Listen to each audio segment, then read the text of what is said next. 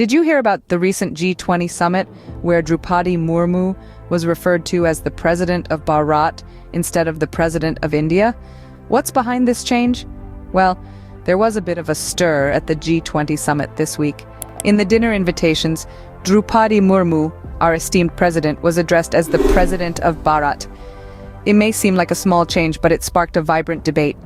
You see, the term Bharat isn't something new. It's an ancient name for our country, deeply rooted in our history and mythology. Despite being used colloquially, it's not often we see it in an official international context like the G20 summit. This has led to a lively discussion about what our country should officially be called: India or Bharat. So where did all these names for our country come from? Let's dive into history. To understand the current dispute, we need to journey through time and explore the various names our country has had. Let's delve into the annals of history and unearth the many monikers this land has been known by. Our journey begins in the ancient times, when our country was referred to as Jambudvipa. This term finds mention in our oldest scriptures, the Vedas. Jambudvipa is derived from Jambu, a reference to the Indian blackberry trees that were abundant in the region, and Dvipa, which means island. With the passage of time, this name faded into oblivion, but its essence, the rich natural bounty of our land, still holds true. Fast forward a few centuries and we come across the name Bharat. This name, steeped in mythology, is attributed to the legendary king Bharata. It is believed that Bharata was a wise and just ruler under whose reign the country prospered. Today, our constitution recognizes our country as Bharat, a testament to our age-old traditions and rich cultural heritage. As we move further into history, we encounter the name Hindustan. Coined by the Mughals, who ruled over the Indian subcontinent for over 3 centuries, Hindustan is a Persian term that translates to land of the Hindus.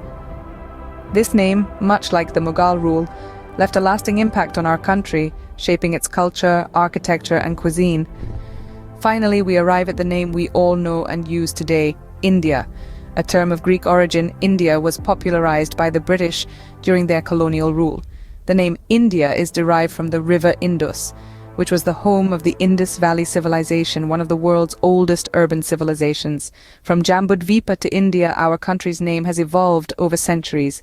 Each name carries with it a piece of our history, a slice of our identity.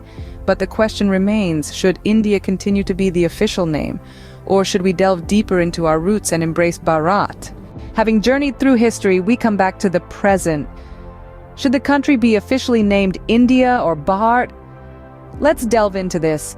India, a name that is globally recognized, is derived from the Indus River and has been in use since the Greek and Roman times. It encapsulates the country's rich history and diverse culture. The name India has become a global brand that signifies resilience, diversity, and progress. On the other hand, Bharat, pronounced Bharat, holds deep cultural and historical roots. It's a name that resonates with the local populace and is deeply entrenched in the country's traditions and folklore. It's a name that evokes a sense of unity and pride among the citizens. The choice between India and Bharat is not merely about a name, but about identity, history, and cultural pride. So, what do you think? Should we stick with India or embrace Bharat? Comment below, and let's continue the conversation.